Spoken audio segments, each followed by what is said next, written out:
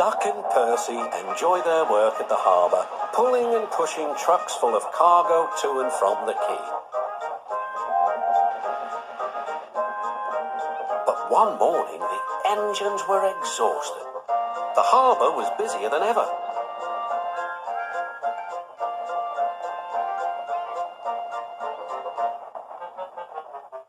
The Fat Controller promised that another engine would be found to help them. "Huh, it's about time," said Percy. "I ache so much I can hardly get my wheels to move," agreed Duck.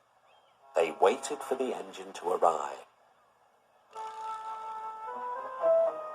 It came as a shock when he did. "Good morning," squirmed Diesel in his oily voice. The two engines had not worked with Diesel for a long time. "What are you doing here?" gasped Duck. "Your worthy fat Sir Topham Hatt sent me," replied Diesel. "I hope you are pleased to see me again. I am to shunt some dreadfully tiresome trucks." "Shunt where?" said Percy suspiciously. "Where? Why, from here to there," purred Diesel, "and then again from there to here. Easy, isn't it?" With that, Diesel, as if to make himself quite clear, bumped some trucks hard. "Oh!" screamed the trucks.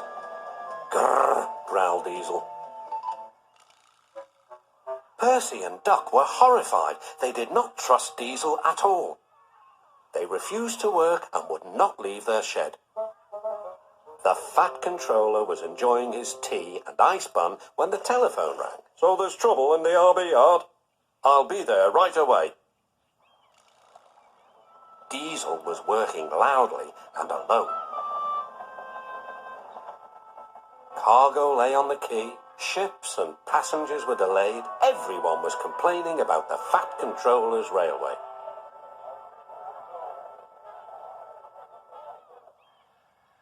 Percy and Duck were sulking in their shed. "What's all this?" demanded the Fat Controller. We're on strike, sir," said Percy. "Yes," added Duck. "Beg pardon, sir, but we won't work with Diesel, sir." Then, in a quiet, hurt voice, he added, "You said you'd sent him packing, sir."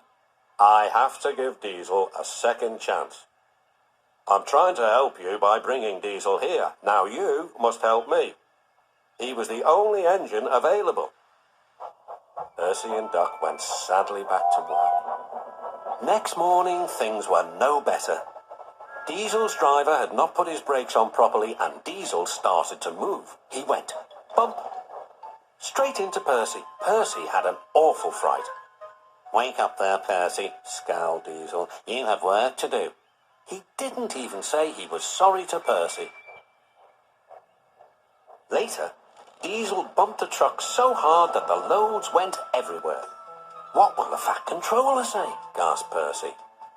"He won't like it," said Duck. "Then who's going to tell him, I wonder?" said Diesel. "Two little goody-goody telltales like you, I suppose."